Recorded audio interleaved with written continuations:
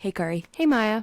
Welcome to the second episode of the Lemon Face Podcast. We're here with Nanci today, and that is just Nanci because we're not saying her last name for security purposes. Maya, tell us about Nanci. Nanci is a social justice advocate, biker, mom, hiker, physical therapist, a pastor, and a good friend. She's a great example for what it means to be bold for the things that you believe in. On this episode, we're going to hear her stories about her adventures from burn camp, climbing Mount Kilimanjaro, hiking to Mount Everest base camp, and getting struck by lightning.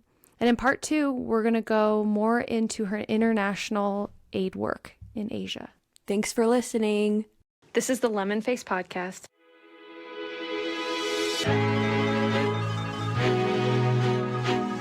Lemon Face. It's so chaotic. Curiously fresh conversations about the world we live in.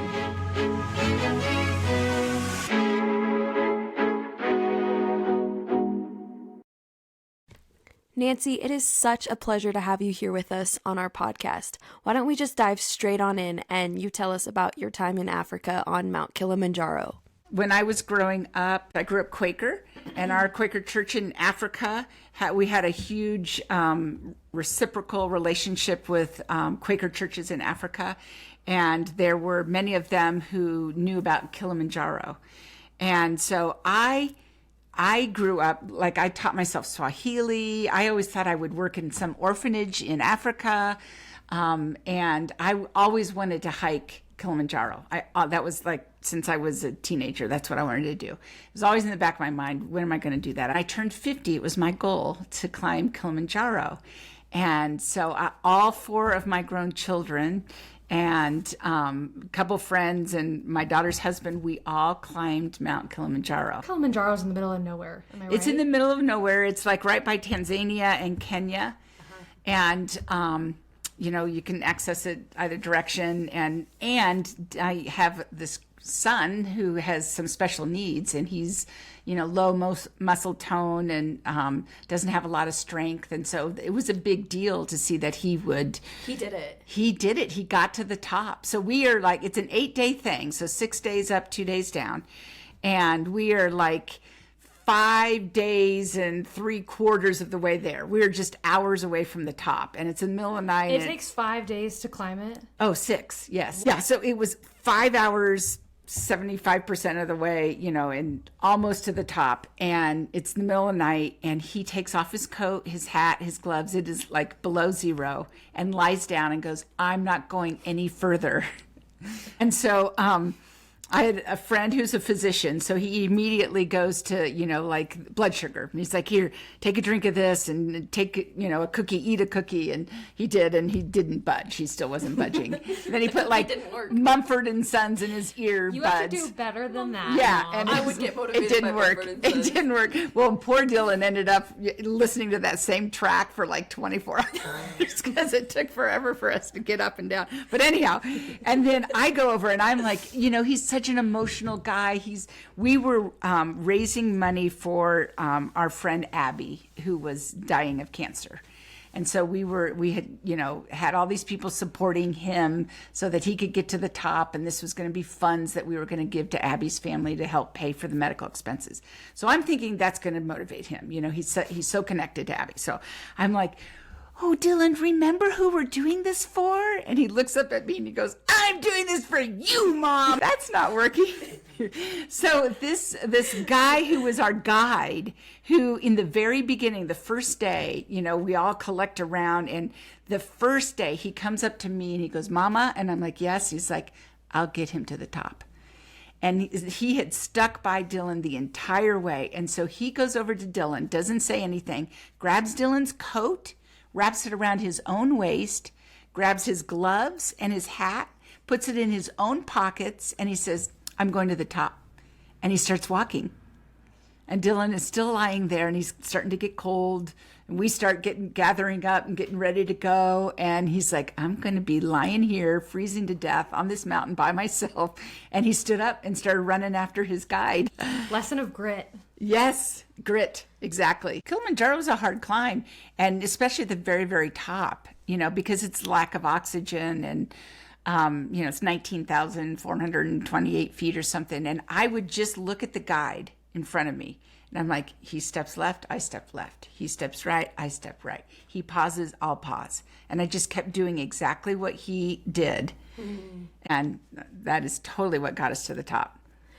Was it just adventurous for you? It was Abby, but there was also, I had just gone through a divorce, and all of my kids had their own story in that divorce. And so we were all not bonding together in our response to that. And I wanted us to all work together and accomplish something together. And so to have all of us there at the top together was 120,000% worth it. There's no cell phone coverage. There's no internet. Like, you were there for 8 days with no access and nothing to do but hang out with the people you're with. We know that you've worked on burn camp. Will you tell us about what that is? So back in the day, I was a physical therapist. So I moved out here, started at Children's Hospital, and like the first 2 months, they were starting this camp for children who have survived a burn injury. And none of the physical therapists wanted to camp. So they came into the lunch room and it's like, do any of you guys like to camp? I'm like, I like to camp. They're like, well, we're starting this camp and it's at Chile, Colorado camps. And I'm like, sign me up. Okay, so it's a camp for children who have been severely burned. Yes, from anywhere around the United States. So we partner with other burn centers around the United States, and then they send their children who have been discharged from the hospital but are still in recovery. Because as children grow, their skin tightens up, and so they still need surgeries. They'll have dozens of surgeries as they grow. And so it's a camp to encourage them, to have them be around other people who are going through the same thing, to challenge them physically, emotionally, psychologically, so they can see they can actually ride a horse, they can rock climb, they can backpack, they can do all these things and just to have fun and to relax. What do you think about the name burn camp? I guess as a victim, right? Right. I mean, So what do you think about that name, especially as somebody who's going to that camp? Yeah, so that's a great question. They are burned. They are burned. And so they recognize that and they understand that. But I would run a program there for the young adults. So these would be campers who have grown up at burn camp. And so we would go through a process of looking at what it is to be a victim, what it is to be a survivor, and then what it is to be actually a thriver. And you can you're not necessarily all one category. So you could actually be a thriver in a lot of different categories in your life. And then in one category, you're a victim. Could you also say that maybe you move through the categories? Yes. You start as a victim and you Yeah, move to absolutely. survivor and then you move to being a thriver. Yes. Okay. But you could jump back to being a victim again. And so we would discuss what it is to be, because a lot of people are like, oh, so you work with burn victims. And I'm like, oh, no, I don't work with burn victims. The kids that I work with are not victims. They are definitely survivors. And we're encouraging them to be not only survivors, but thrivers. So it's calling it what it is. It's a burn camp. And right. so it allows them to be exactly where they are. So along with camping, what else have you done? Outdoors-wise. Outdoors-wise, hiking. I love to hike. So after I did Kilimanjaro, I'm like, I like this experience thing. And so I thought in the back of my head, I'd love to do base camp. I don't know what that means. I don't know, And so I kind of researched it and life happened. And I'm like, I'll do that for my 60th. That'll be my 60th. And that was just kind of in the back of my mind. And then the organization that I'm with right now partners with another organization, and they do these large climbs every other year to raise money. And so they were doing this large climb to Everest Base Camp the year I turned 60.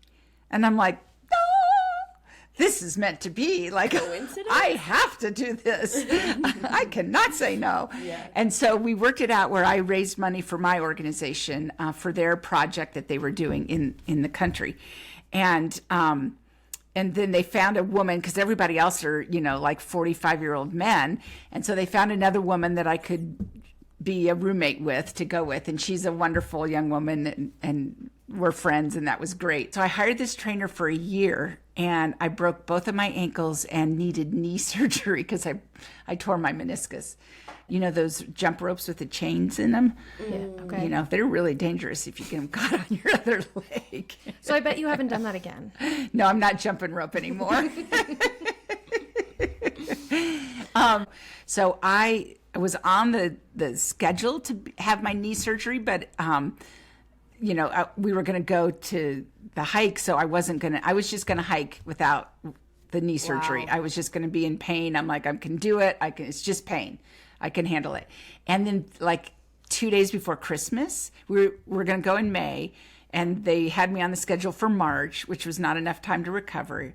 And so 2 days before Christmas, they called and said, there's been a cancellation. Do you want to have the surgery? And I'm like, let me get my Christmas presents wrapped in the stocking stuffed, because I won't be able to walk after the surgery. And I did it. So I did the surgery in December 24th.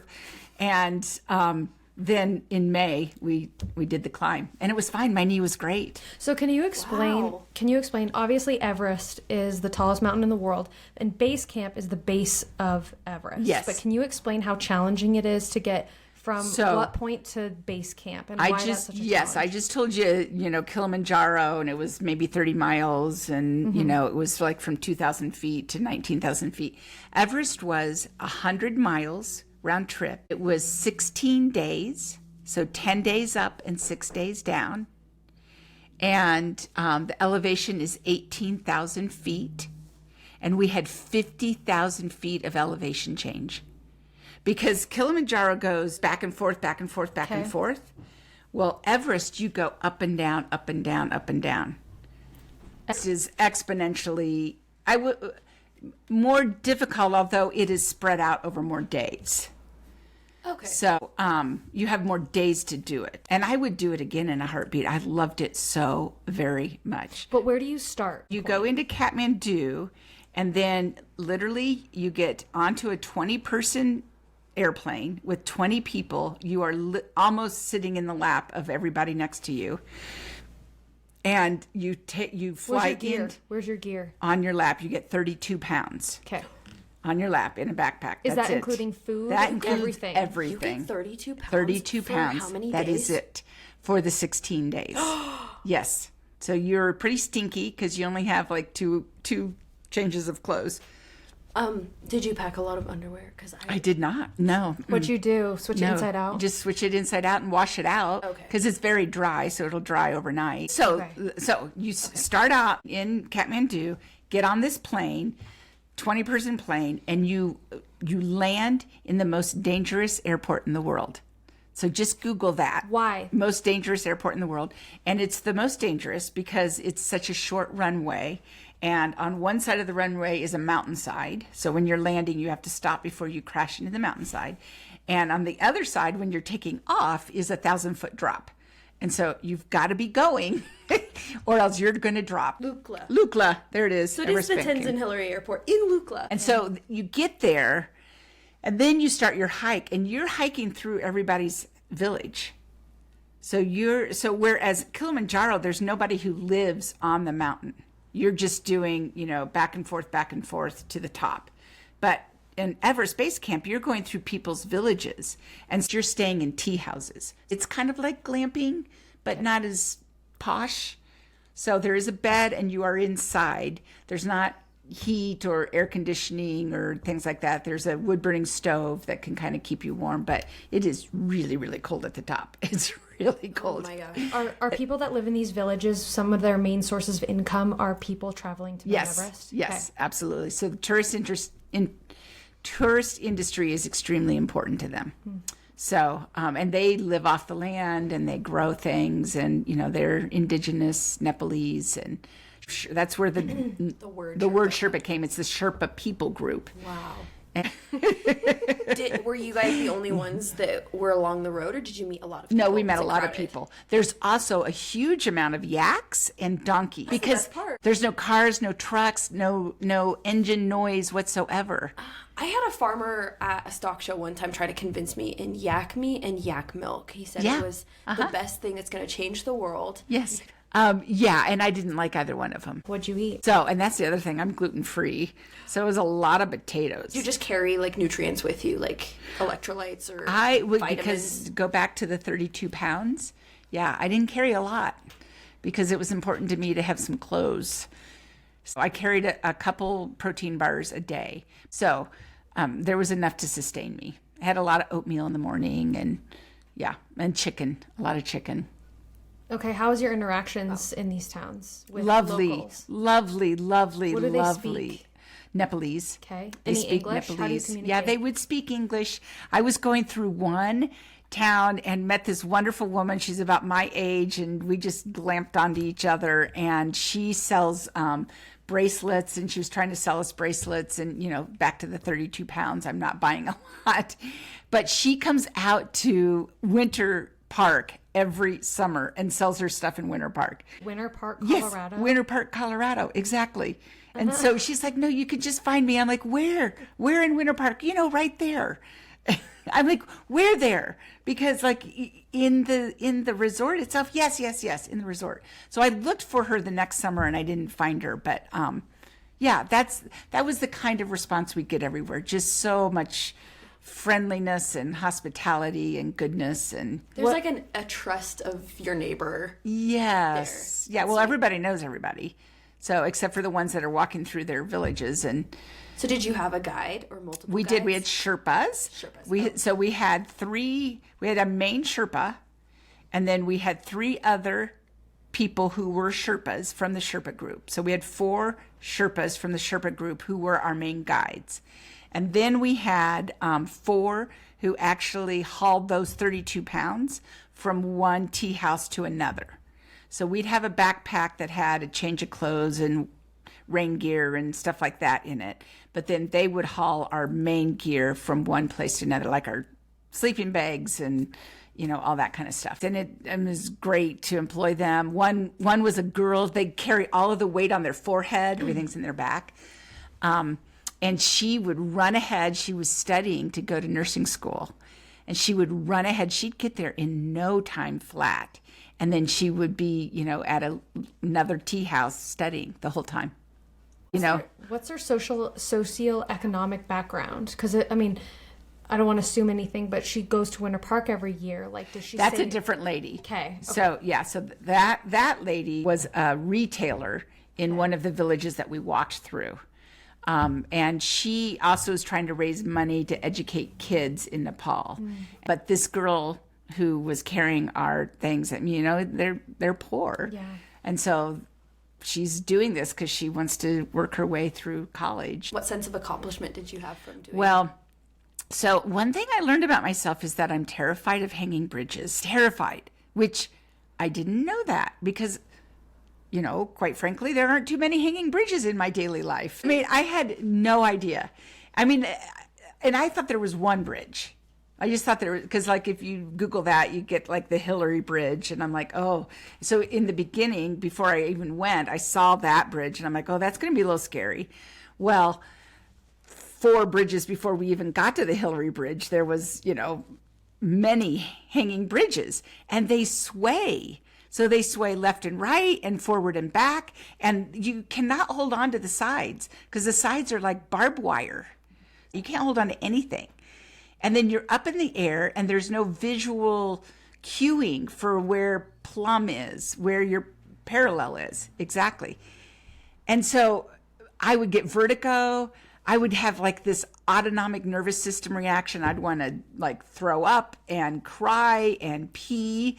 And all this stuff, like, I'm like, there goes your change of clothes. There goes my change of clothes. And I'm just, chatting away with the group. And then we turn the corner and what's her name? Yeah, exactly. I know. What's her name? We did have to do that.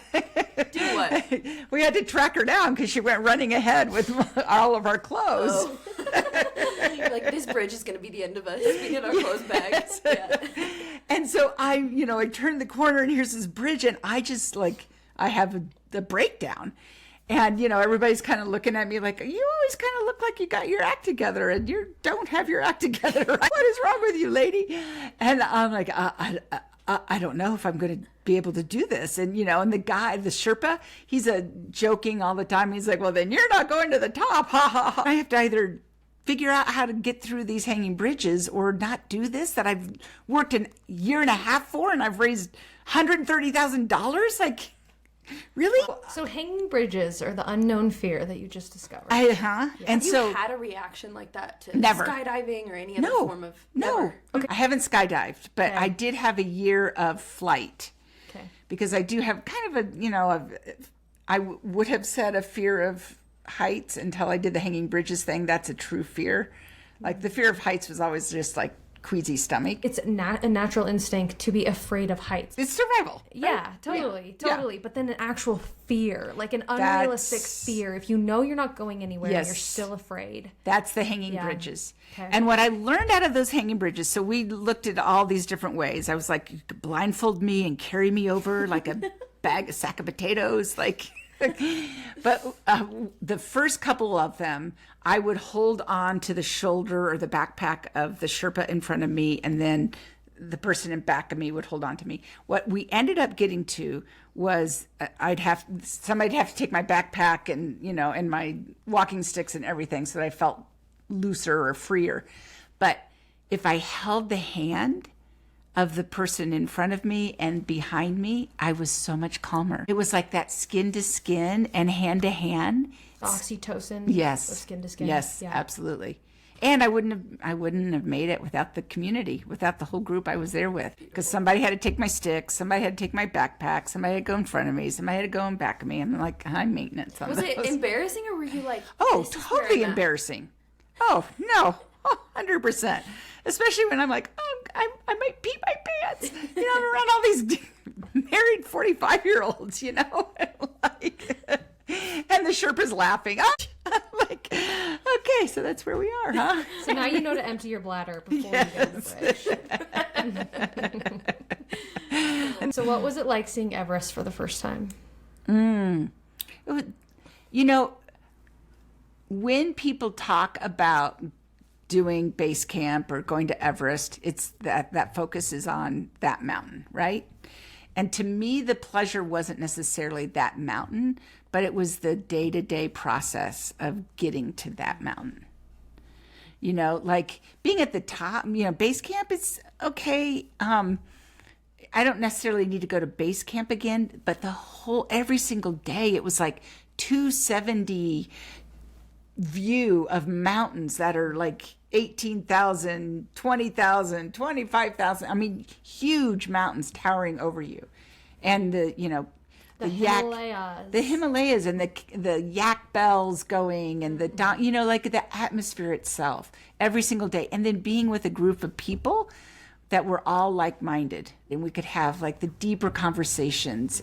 And yes, seeing Everest was great, but just seeing Everest was nothing.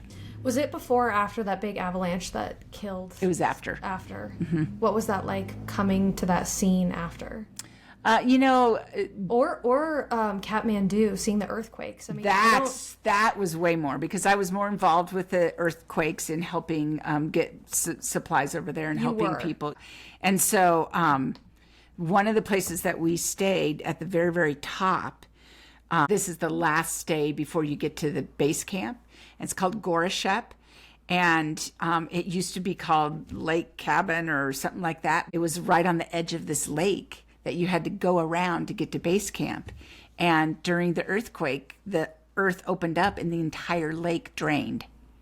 And now you just go over this like dry lake bed that is desolate. And the Gorashep tea house is like tilted like 15 degrees. Did you stay in that tea house? Yes, we did. I'm like, have there been any engineers that have looked at this? Because, like, I watched a Netflix video called Aftershock. Mm-hmm.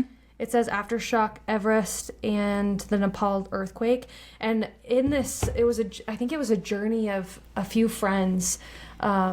Went through, we're just hiking through the valley, through those mountains, and on their way back after the earthquake happened, these villages were gone. Did you see any? Yeah. I mean, we were there much later from the earthquake, so they're trying to rebuild. Okay. But imagine in a place that you only transport items through a yak or a donkey or on the forehead of people.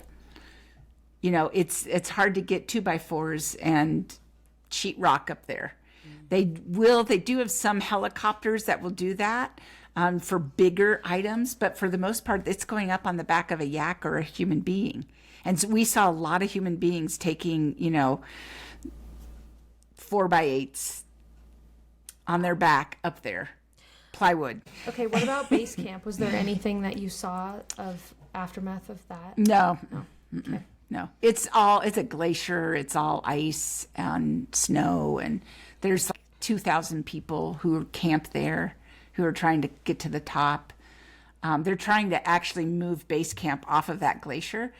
But there's like 4,000 gallons of urine a day when everybody's camping there because you've got that many people. Because that many people want to go to the top. And for every one person, there's like 10 people who have to support them. And that glacier can't withstand all of that warmth going through it. And it's ruining the environment. Wow. So they want to move. The warmth of people or the warmth of urine? Both. So they want to move the base camp back actually to where Gorashep is or something like that. When climbers of Mount Everest go to base camp, do they get there by helicopter or do they do what you did? That's a great question. So it used to be that they would do what I did as part of their training. But now, because there's so many people with so much money, they're paying to just helicopter up there and forget that part of their training. And it's actually affecting a lot. It probably affects the amount of oxygen that can stick to each. Absolutely. And I even heard what happened.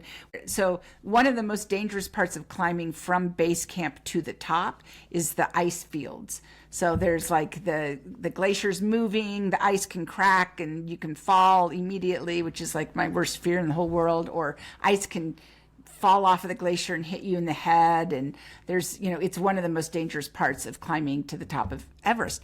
And so now, instead of doing that, there are some people who are just helicoptering up to Camp 1 and missing that part. Cheaters.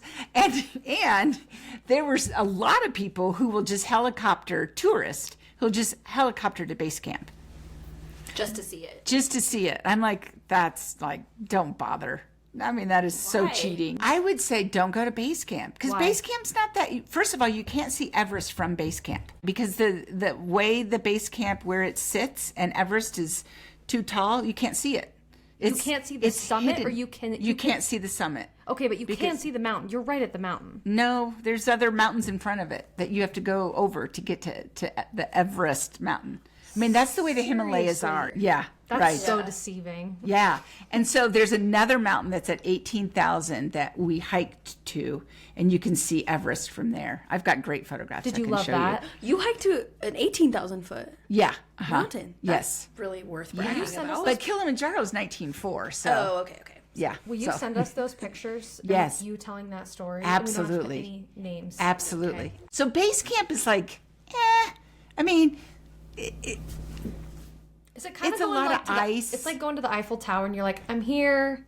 Okay, No. the Eiffel Tower's awesome. Don't No, because, I mean, at base camp, all you see is a bunch of tents and ice. You don't see the mountain. You don't see Everest. Yeah. This is I mean, that actually is not rock. That is dirty glacier. Okay, so base camp's pretty spread out because it looks like there's. They got 2,000 people. When you see a picture of base camp, you see like 10 tents. Yeah, but right. really, like they're probably like hilled in down the Yes. glacier. Yeah. Okay. Yeah.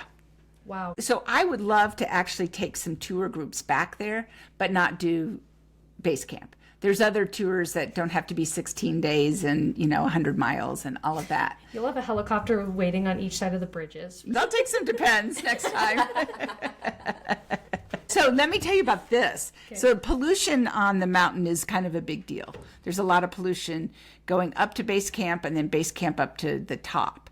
And so there's a lot of different efforts to try and get the trash gone because what people have done is they just leave their trash, they leave their oxygen. Wow. It's really a horrible thing. And so they're trying to educate people about, just pack out what you packed in, take your trash out with you. Because you can imagine. Is that what you did? Yeah, absolutely. We'll But you- definitely get an expert on Leave No Trace on the podcast sometime. yes, leave no Yes. trace. Absolutely. Tell us about getting struck by lightning. Yes. So Dive right in. I'm gluten-free, and it's because I got struck by lightning. So I was with a group of like 30 people, and we broke up into 3 different groups, and we were climbing Torreys, Grays and Torreys. We were climbing Torreys. And so when we got there at like 7 in the morning, the clouds were already there, but they were just normal morning clouds. And usually when you climb a mountain, you have to watch for storm clouds that come in, but we couldn't see any storm clouds coming in because this other cloud coverage was there. And so we were almost to the top. We were just like 200 yards away from the top. And I had my head down and my neck started hurting. It started grappling. It's small little balls of hail. It's called grapple. And that is a sign that you could be getting into a storm. And so it started grappling and I had my head down, but my neck was hurting. And I'm like, why would the grapple, they're not big enough to like hurt. And so I looked up and the hinges on on my sunglasses were arcing, electrical arcing. It was going bzz, bzz, bzz, bzz, bzz, bzz. I'm like, oh my God.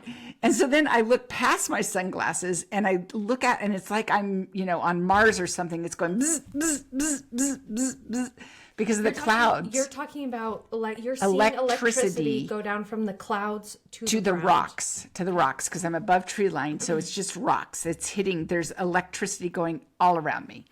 And because of burn camp, I learned about lightning pose.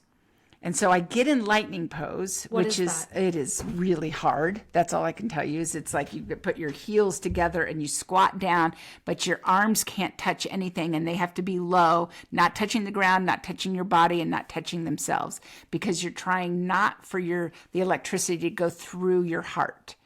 So you want your arms to be low and but not conducting anywhere. So you're trying to ground the So you're trying electricity to that is going through your feet. And so I'm trying to get in lightning pose and all these things are going through my head. Like, how does lightning pose work when I've got rubber soles and, all this stuff. And while I'm going down to lightning pose, all of a sudden this lightning cracks right next to me. And I can feel it go up my left leg through my pelvis and then shoot down my right leg. And it burns a little hole in my toe and the boot. And I'm like, oh my God, I've just been hit. And then it dawns on me, we never learned what to do once you've been hit. I stay in lightning pose? It didn't work. What do I do now? Okay, but it didn't go through your chest. It didn't go through my chest. That's why you didn't die. That's why I didn't die. It didn't go through my chest. It just went through my legs. And so I stand up and turn around. I'm like, I probably should run. I'm thinking that's what I should do. Where is your group? Well, we're all spaced out, which is what you're supposed to do. And so I turn around and I try to start running and I fall over like I'm drunk or something because my leg's not working. And then the guy that's closest to me is maybe 50 feet away and his name is Tom. And he's like, are you okay? So he watched it happen. He saw but electricity hit next to you. I don't know if he saw. No, I don't think he saw electricity hit next to me. Okay. But he's like, are you okay? Because he saw all the electricity. And the arcing that happened.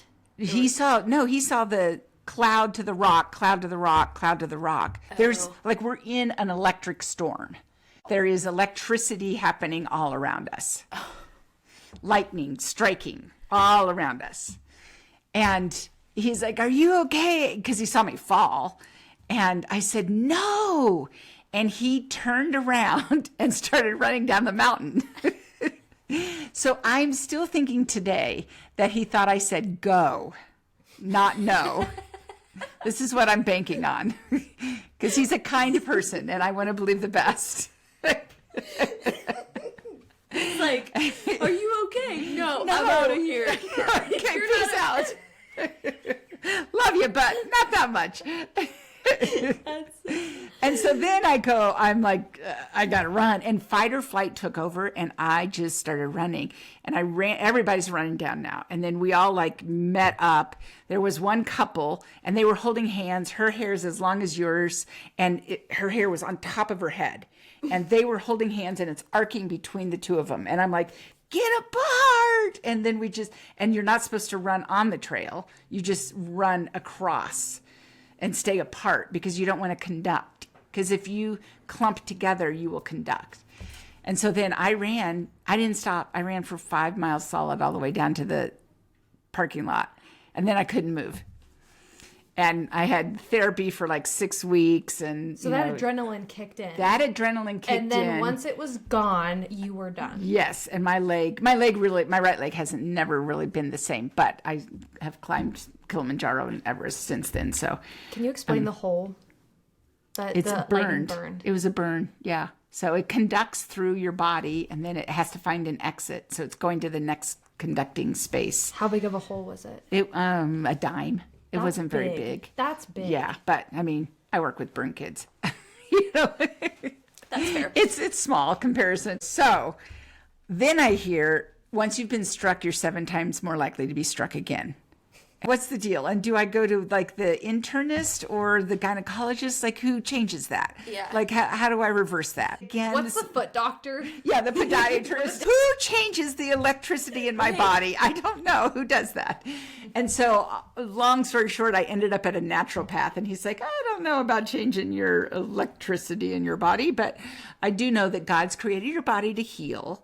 And if you take the things that are drawing negatively on your body out, then your body can heal itself. And so that's how I found out I was sensitive to gluten. And when you're in some sort of traumatic event, that happens immediately, there's just so much shock and sensation that happens that, it hurt.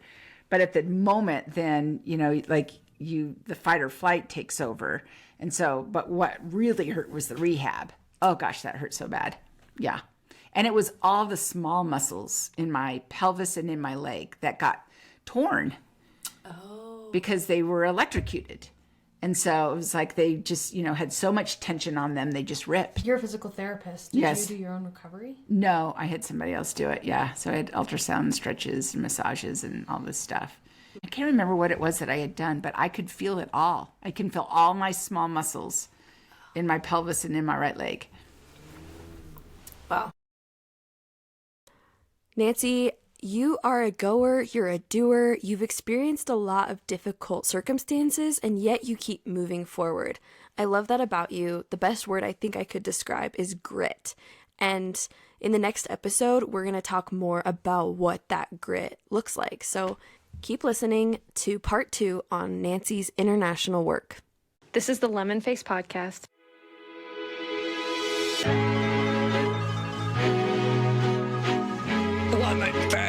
It's so chaotic. Curiously fresh conversations about the world we live in.